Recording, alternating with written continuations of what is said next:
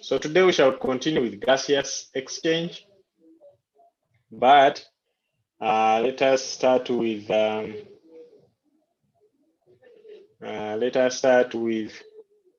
just going through what we offer as Yaaka, and so that you can always keep up to date with what we have. So currently you are accessing our free package of online classes. There's nothing required from you apart from your attendance and your participation, together with your respect. Okay. And this is what you're accessing for now. Later on, we will encourage you to subscribe to our premium services, where you can access classes throughout the year for only 500,000 shillings. For the whole year, you'll access classes, access content online on our websites, quizzes, assignments, and very, very many other things that we have. You can also download subjects from our websites, and the prices are there. We also have another website called EdCare, where you can access different content, question banks, and so many other things. Okay, it's important for you to know these things so that you can explain to your parents what offers Yaaka have for you in store. With that being said, let's kick off today's lesson. Like I said, we were looking at gaseous exchange. We're looking at gaseous exchange, and we shall continue with that, starting with simple organisms. Okay. Last time we looked at a couple of things in gaseous exchange, and it's where we're continuing from. Now, before we kick off, who can remind me of some of the things that we looked at last time when we looked at gaseous exchange? Just raise up your hand and I'll pick you to say something. Some of the things that we talked about on gaseous exchange the last time we met. Who remembers? Yes, Nicholas. Me. I'm having a question, teacher. Oh, okay. For me, last time I wasn't here, so teacher, I want you to go through I'm writing. Oh, okay. I will send back those notes of last time in the group. You can go through them. Okay. Okay, thank you, teacher. Is there someone? You're welcome. Is there someone who was here to remind us a little bit of what we looked at?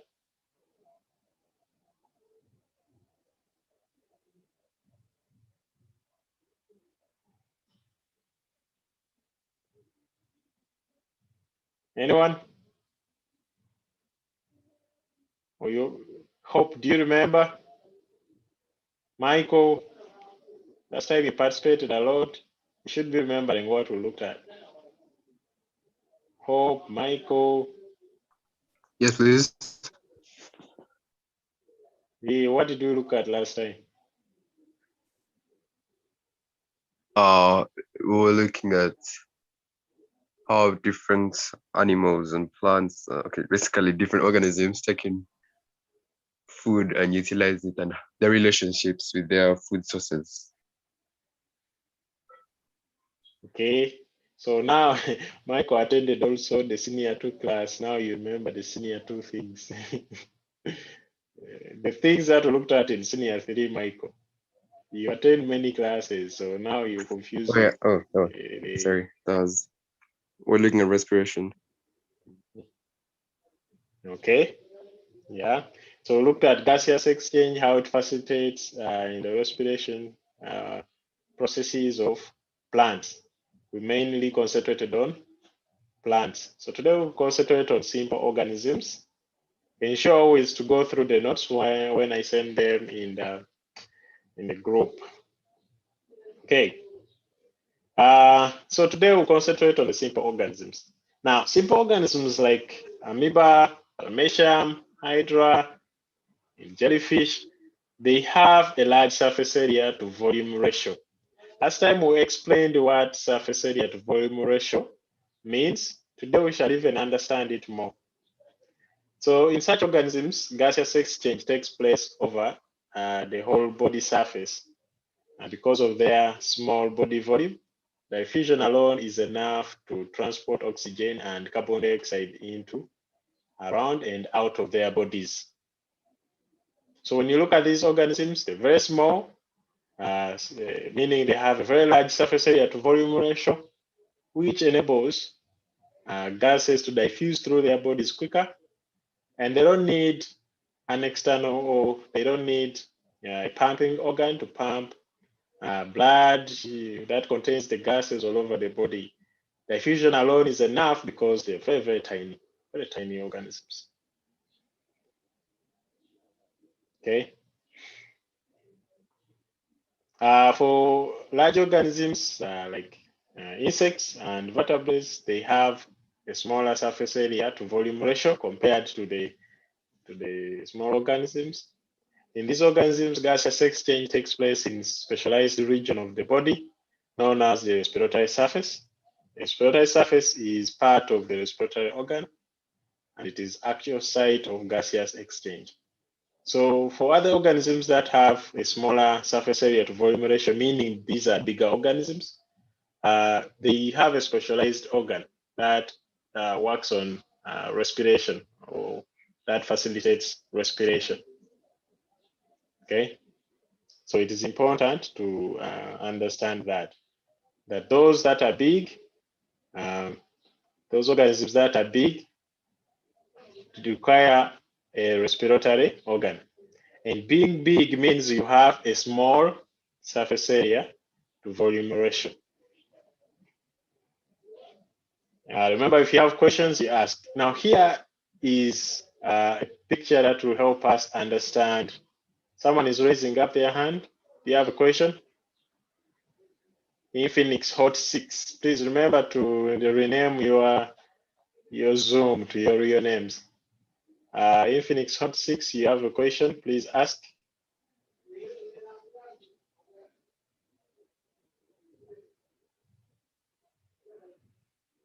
Okay, probably you raised the hand by mistake.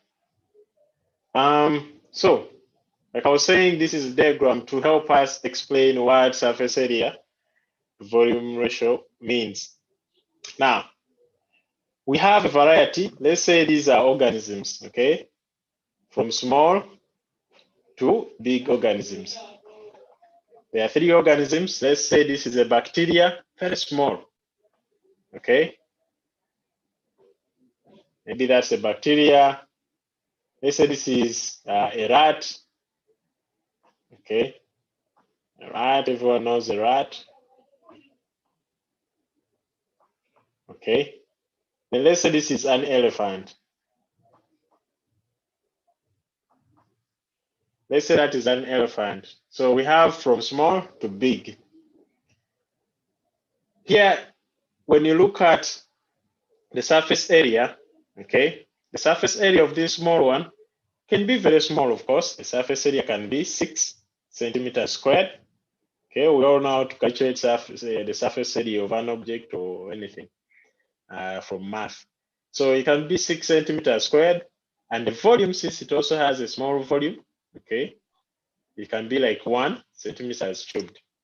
When you look at this, the surface area to volume ratio, okay, the surface area to volume ratio will be 6 to 1. So this is a large ratio, okay, it's a huge ratio. It is 6 to 1, right? When you look at this rat, for example, if this is a rat, its surface area can be like 24 centimeters squared, and the volume can also be like 8 centimeters squared. You realize that these numbers are bigger than the numbers of the bacteria, okay, or of these small organisms.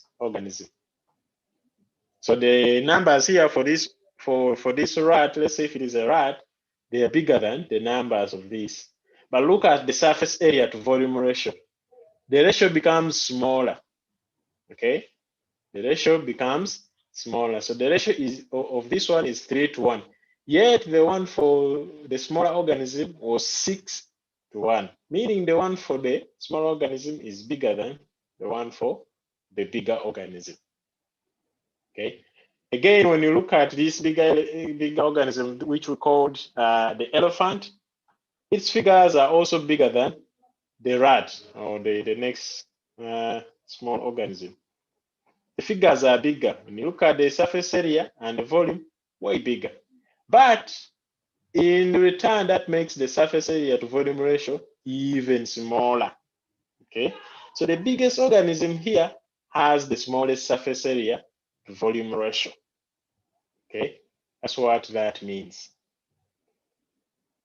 Okay, that is very, very important. If you have not understood it, please ask. That's how we explain surface area to volume ratio. Okay, now I see that we have many participants. We have like 33. Let me repeat what I started with. I started with saying that you guys should be respectful in the groups. Okay. Should be very, very, very respectful. Make sure that you only type academic things. Joshua, mute your volume. Joshua, mute your volume. Okay, good. Make sure you're respectful in what you type in the WhatsApp group. That WhatsApp group is for only academics.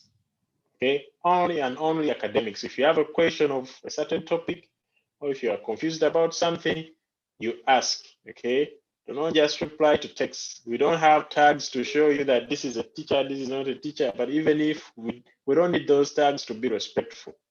Okay, I don't need to be a teacher to be respected. I only need to be a human being. So respect each other. All right.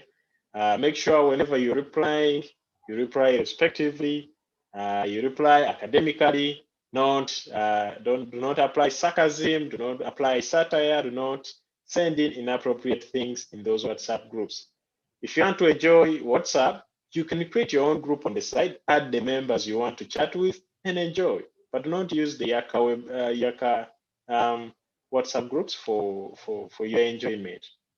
No, please do not do that.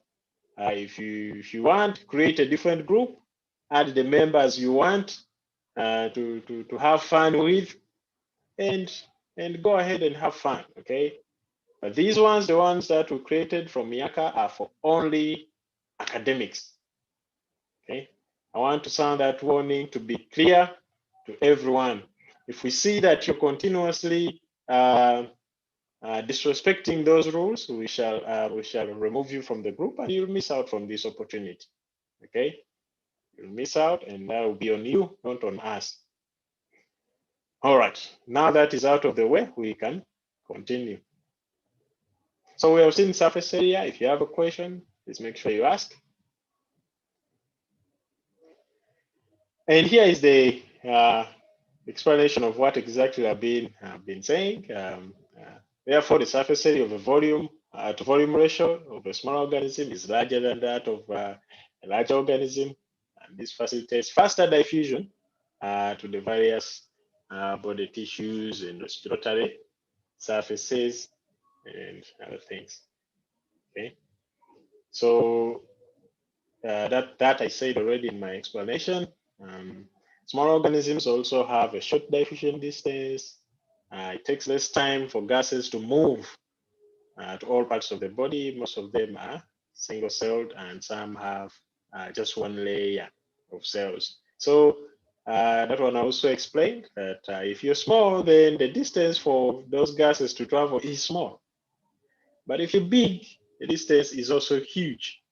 Therefore, for the small organisms, they are more efficient because the gases only have to travel a small distance, not very far.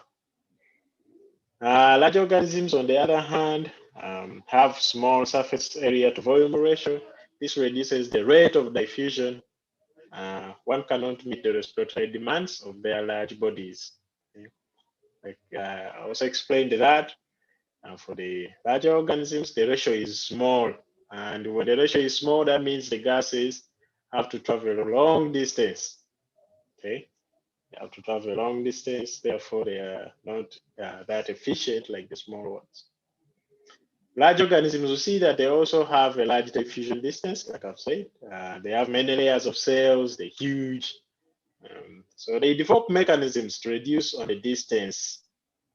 Okay, they developed various mechanisms to reduce on the distance, like forming different tubings, and those tubes lead to the various tissues, just reduce the distance that the gases have to travel. Mammals have developed a circulatory system, okay, a circulatory system which transports blood containing respiratory gases, and it is highly branched. Like I've said, the branches help in reaching the cells easier.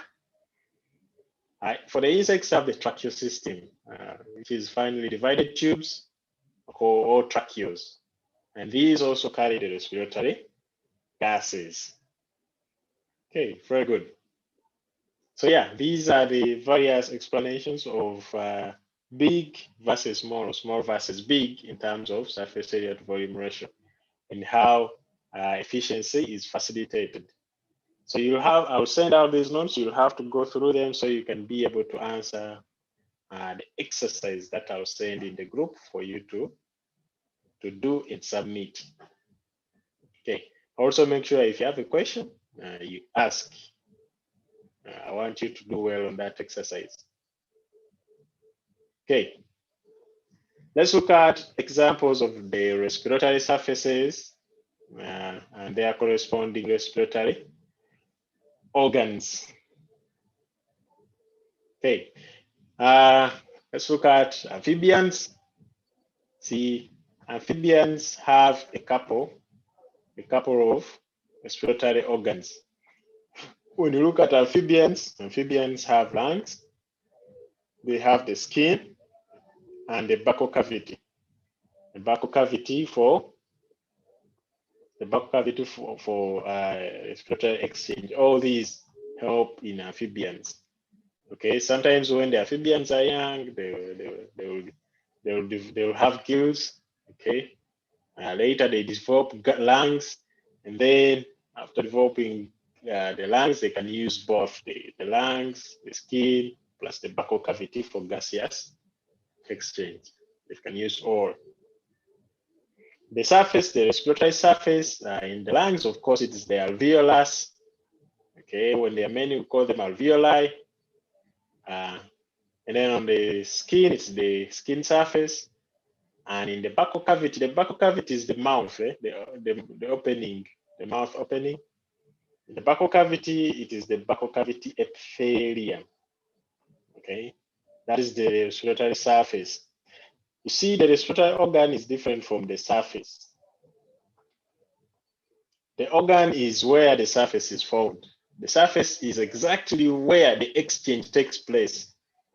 Exactly where in the organ the exchange takes place. We call that the surface. Okay. The birds use lungs. They use lungs, and the surface is, of course, the alveolus. In the fish use gills, and the surface is gill filaments.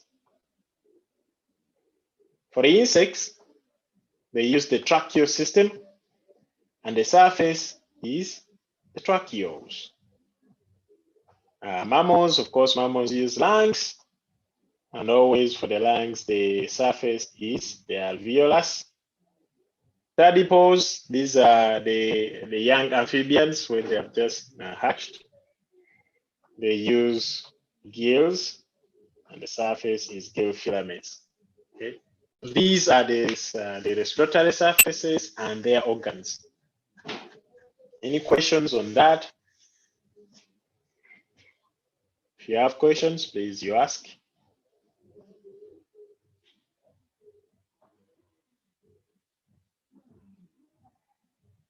Okay. Joshua is saying he's running out of data. Don't say one. Just say I'm running out of data, Joshua. Language is very important. Let's say I am running out of data. Sorry about that, Joshua, if you're running out of data. Hopefully you can buy some, or someone can volunteer to buy you some.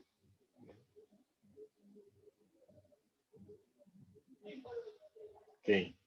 No, you're fine. You're fine. You don't have to say sorry. I was just correcting you about that. It's very important to use appropriate knowledge language. Okay, we can continue.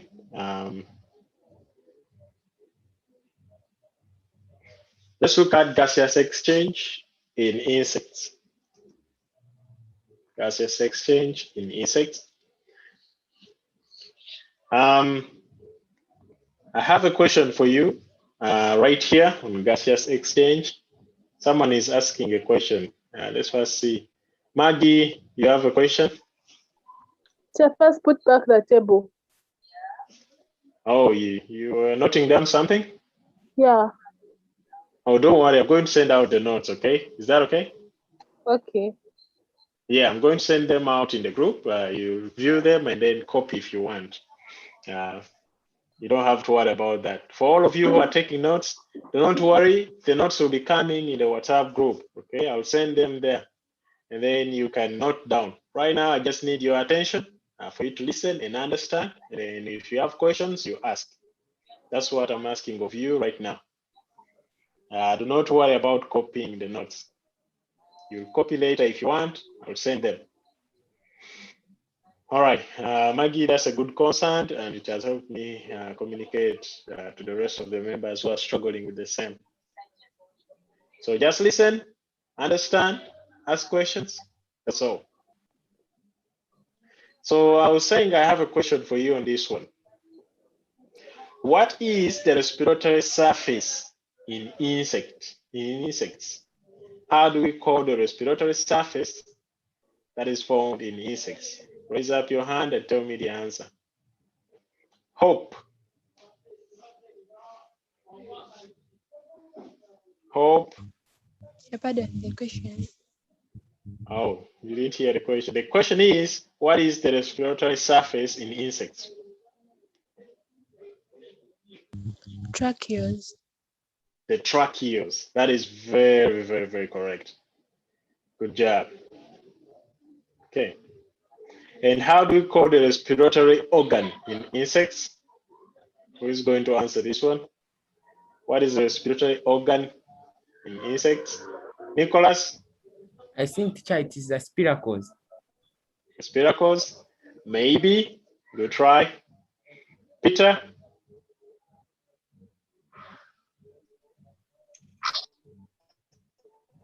The tracheal system. The tracheal system, correct? All right. That's good. That means you're paying attention. So as you can see, is exactly what is right here, that the respiratory organs of insects consist of the network of tubules that we call the tracheal tubes. Okay, so it is called the tracheal system. They reach the body of the insects and tissues like capillaries. They join all the tissues in the insect. Maggie, do you still have a question? Your hand is still up.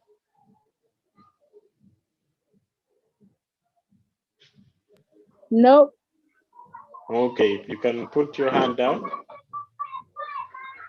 Awesome. So that is the respiratory system of insects. Here we have a better view of what we were talking about as the respiratory system of the insects.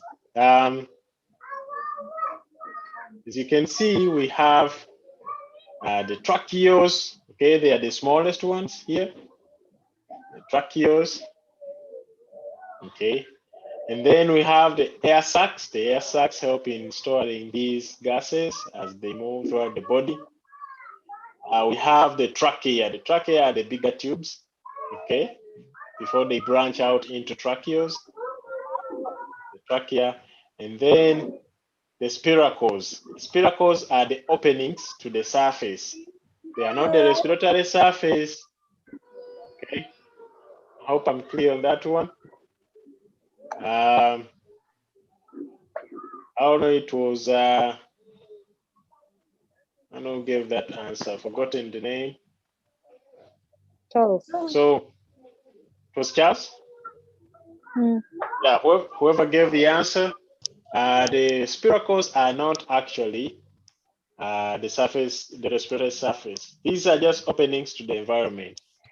The respiratory surface is where gaseous exchange takes place between the organ and the tissues, which are the tracheas right here.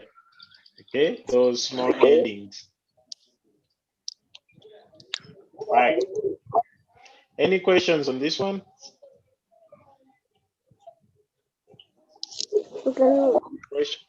Questions? If you have a question, please, if you've just joined, mute your audio. I see Arinitwe, Ronald, Charles, mute your audio. Nicholas has a question. Yes, please, Nicholas. I need some explanation about that.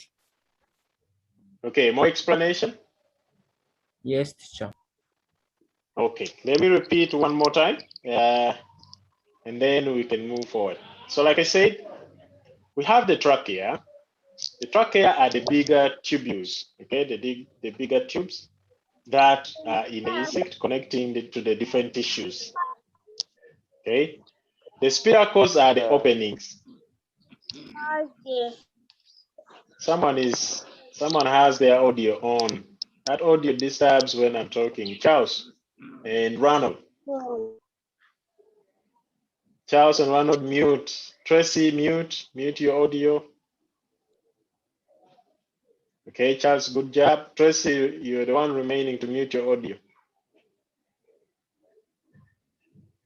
All right, like I was saying, the spiracles are openings to the surroundings, so that's where the air passes to enter the insect, okay? The air passes there, it makes its way into the trachea, right? Those are the tubes, the tubules or tubes. So the tracheas lead to various places in the insect. Okay, so the air comes through these tubules, which we call the trachea. Some of the air can be stored in the air sacs. Okay, and then once the air gets into the tracheals, these are the smallest tubules, the tracheals, then exchange between the tracheals, okay, and the tissues occurs. Okay, so now here the air gets into the tissues, blood capillaries, and things like that. At the tracheals, that's where this happens. All right, and that's the reason why we call the tracheals. That's the reason why we call the tracheals the respiratory surface, because this is where the exchange between the respiratory organ and the tissues take place. That's why that exchange takes place around here in the tracheals. Okay. I hope that is good enough, Nicholas. If you have more questions, please feel free to ask.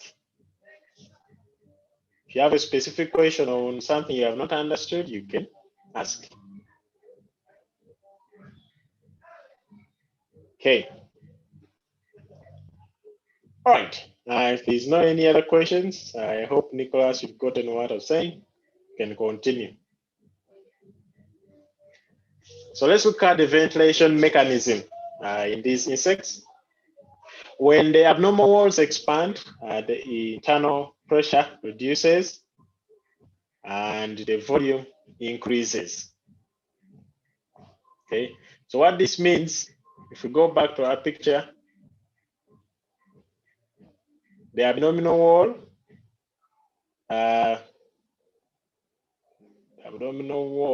is right here. This wall here around the respiratory surface. Okay, if it expands, meaning, okay, if it expands, then we see that the pressure, if I see here, okay, I want to make sure that you're following. So So the pressure reduces and the volume increases, okay? So we have an expansion of the walls.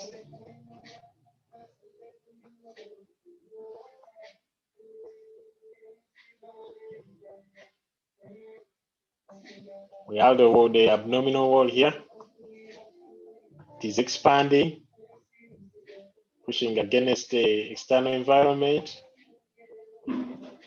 Okay, and then the pressure in here, okay, inside, the pressure reduces, but the volume increases. The volume inside increases, as you can see, as the abdominal wall is pushing against the atmospheric pressure. The insect appears to be growing bigger. Okay, appears to be growing bigger, meaning the volume increases. And when the volume increases, the pressure decreases. So there is no much pressure. Okay. So that is the first step in gaseous exchange of an insect. Let's see what happens after that. Okay. What happens after that step? The forces, these forces air containing oxygen into the insect through the spiracles to the trachea and then the tracheas. So like you've seen in the explanation, once the volume in here has increased and the pressure dropped, it means that air will get into, since there is less pressure inside here, the insect, than the outside, then air will start flowing in through the spiracles. Air flows into the spiracles, and once it gets into the spiracles, then it gets into the trachea. And once it is in the trachea, then it can be distributed into the air sacs and then to the tracheals where exchange can take place. Okay, thank you for answering that, Nicholas and Peter. There was someone asking a question in the chat box, and you guys did a great job in answering them. Okay, good job. So that's the explanation so far when we see how insects take in air into their system. On our website, we have very nice videos to show how this happens. Very, very nice videos. So that would help out a lot if you guys access to these videos. It should help out a lot to explain to you this concept. That's what happens then. Between the tracheas and the muscles of the insect, gaseous exchange occurs. Like I've said, gaseous exchange occurs with oxygen entering into the tissues and carbon dioxide being released from the tissues, fusing into the tracheals. Okay, so that's the process that happens in the trachea system.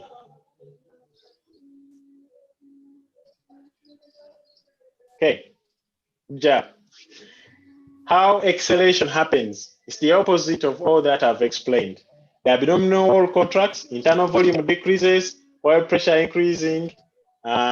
This forces out the air, which is more of carbon dioxide outside the insect. Let me go back and try to illustrate on that a little bit. Someone who has joined, please mute your volume.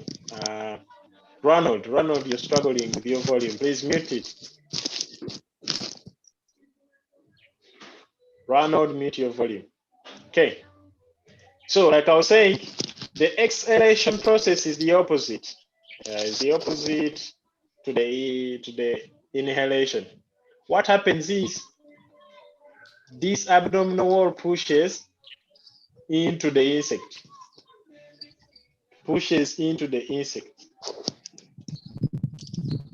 Also here. Pushes into. Actually, the forces mostly originate from the chibuto here, not up. Mostly here. Okay. Let me first clear this. These forces I've been talking about mostly come from down, because this is where we find the spiracles, down at the sides. Okay, that's the abdominal wall. So the forces of the abdominal wall push inside. What happens is the volume in here drops. So the volume V decreases seriously. And remember, volume is the opposite of pressure. If the volume is decreasing, that means the pressure in here, pressure P, is increasing. And once we have pressure more inside the insect than the outside, that only means that the gases will move out. Nothing will move in, everything will be moving out. And the gases that move out are full of carbon dioxide, okay, from the tissues. So that's exhalation in insects. That's exhalation in insects. That's how it happens. Okay. Any questions so far?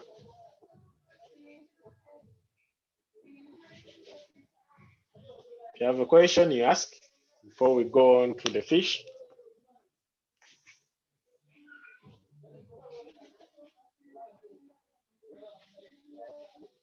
Okay. So gaseous exchange in fish. Fish uses water as a medium of gaseous exchange, and their respiratory surface is the internal gill. Okay, so the gills are the gill surface is the gaseous exchange, or the respiratory surface. That's where it takes place. Fish absorbs dissolved oxygen from the water by use of gills. In most fish, there is a pair of gills in each side of the body, and in bony fish, the gills are covered by a gill plate, also called the operculum. Okay, so this is where the gills are found in the fish. Here is a structure of a gill. The respiratory surface is the gill filament, of course, and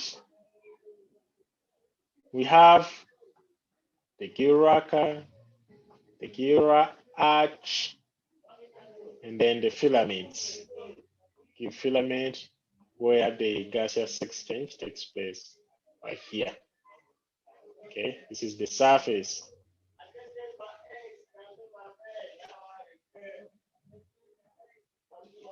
So the filaments is just a part on the gill. Someone is asking about the gill filament. It's just this part on the gill where the gaseous exchange takes place. The reason why we call it a filament is because of these lines. These lines are filament like, so they're made of filaments. They are elongated, and that makes them to be called filaments due to their structure, how they look like, the elongation and all that. So that's the gill, the structure of the gill. Let's see how gaseous exchange takes place on this gill. So the gill bar, this is for the support and anchorage of the filaments. Okay, support and anchorage. The raca, they are hard projections from the gill bar. They trap food suspended in the water. They protect the gill filament by filtering out sand particles in water before reaching the gill filament. So like we have seen, these two, okay, this one is for anchorage and support, the gill arch, and then the raca is just filtering the foods and sand. You know that in the sea there's a lot of sand, or in the lakes, and other particles that could harm our filament. We don't want any harm on the filament, okay, the gill filament. Therefore, the raca will do a great job in protecting that filament from all those particles. The gaseous exchange, how it takes place here in the gills. Someone, teacher, where exactly is the gill bar? Okay, good question. Let's go back here a little bit. Okay, so This entire place here, is what we call the gill bar right there. Okay, so where the attachment of the gill yaaka and the gill arch are formed. Okay, it's the chigumba that is formed on the gills. All right. Good question. These sites of gaseous exchange in fish, they are the gill filaments.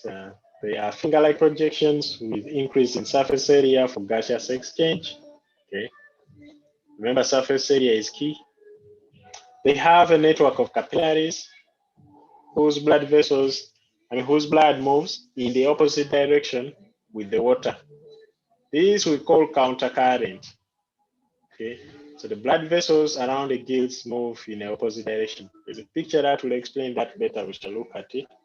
This maintains a high concentration gradient. A gradient is a change, like something that causes a dent somewhere. Like if these two are moving in different directions, it creates a dent, a banja, like a dent, such that there is movement of the gases. Okay, so this helps in carrying away diffused gases. Filaments have a thin membrane. Remember, thinness is key to easing diffusion. They are well ventilated. We have explained why they are ventilated, to carry away the gases that are exchanged. They are numerous to increase surface area. Okay, and numerous to increase the surface area. Remember, if you have questions, you ask. Okay.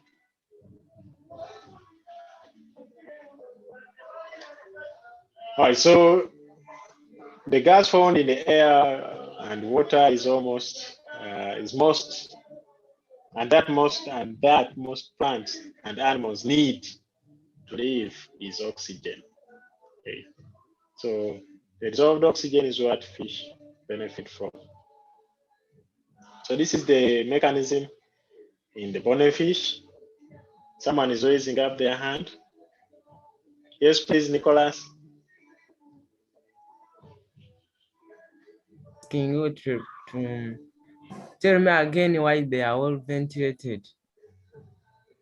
Okay, why they are well ventilated? We have said they are well ventilated because we need to carry away the exchanged gases. Ventilation means a lot of veins, the capillaries that we were talking about. Okay, to make sure that we carry away the dissolved gases. So ventilated can mean that. Also, ventilation can mean the opening to the surrounding. So it depends on how we are referring this to. They also the opening to the surrounding. Remember the flapping, the bone that helps in opening, the bar that helps in opening, the gill where the gills are found. It opens, the water flows in, and then opens, the water flows out. Okay, or flows in throughout the mouth. That also can mean the ventilation, right? So it depends on how we refer to it.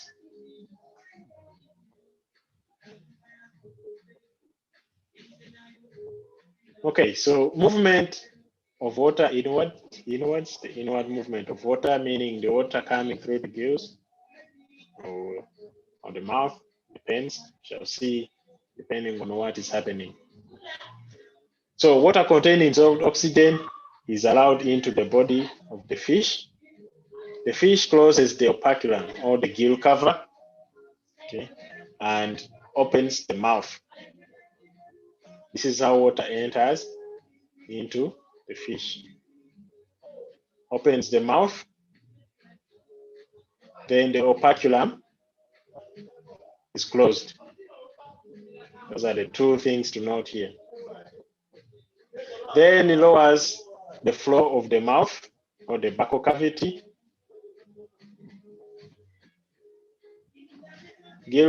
Someone has a question between gill filament and gill lamella. Okay, shall look at that later. Let me first explain this. So the operculum closes, the mouth opens. Water is flowing in here, okay? You have to remember that. It then lowers the flow of the mouth cavity. This increases the volume of the mouth. This increases the volume of the mouth cavity and lowers the pressure below that of the surrounding of the water. Now, if the pressure of the water surrounding is higher than that of the one in the mouth, what happens? The mouth opens to let in the water. So the water enters into the buccal cavity. Water flows into the mouth, okay, or the buccal cavity through the mouth. It then closes the mouth and raises the buccal cavity to increase the volume, to decrease the volume and increase the pressure in the buccal cavity. Okay. Meanwhile, the gullet is closed in order not to swallow. Okay. Gullet is closed in order not to swallow. This makes the water current to flow into the gill chamber. As the water passes over the gill filament, gaseous exchange takes place. So that's how the fish allows water to go through its mouth, and then the gases are exchanged. The outward movement is very simple. For the water to flow out, the gases exchange, the operculum relaxes, then the water flows out. Meanwhile, the buccal cavity, the buccal flow is still raised and the mouth is still closed. The buccal flow then lowers, repeat the cycle. So here is a proper image to help your imagination a little bit. Here is the mouth, and inside the mouth is what we call the buccal cavity, and the buccal flow is also found in there. Okay, so water enters right here. It passes over the gills, the gill filaments. Okay, this is when gaseous exchange takes place. Okay, here is a proper diagram of the filaments. You can see water passing over the gills. Water passing over the gill filaments like that. Okay, and when you look at a single gill or filament, the gill filament, okay, we have, it is made up of what we call lamellae. These small bones here, they're like cartilage almost. We call them the lamellae. They are also, no, they are not even cartilage. They are filaments, very tiny, okay, but we call them lamellae or lamella. Someone was asking that question. So those ones hold the capillaries. This is where the capillaries are connected for the gaseous exchange to take place. Okay, for the gaseous exchange to take place. So this is where oxygen enters the capillaries. Let me use a different color here. This is where oxygen enters and carbon dioxide is removed, okay, through the lamellae, right? From the capillaries to the lamellae and from the lamellae to the capillaries. That's where it takes place, or on the gill filaments. So I'm going to send out these notes for you to go through, and you can ask more questions later for your understanding. Okay. This picture summarizes all those words you've seen about the explanation, everything. So you can always ask about this. Okay. All right, good job. That's today's lesson. Thank you for your active participation and listening. Remember to be respectful in the groups. And remember to ask questions if you don't understand, or if you have questions after this. Thank you very much. Well done. You'll have an exercise in the group. Make sure you attempt it. Okay, let me send out the notes early enough so that you can go through them, and then later you can answer the exercise. Nicholas, you have a question before we go?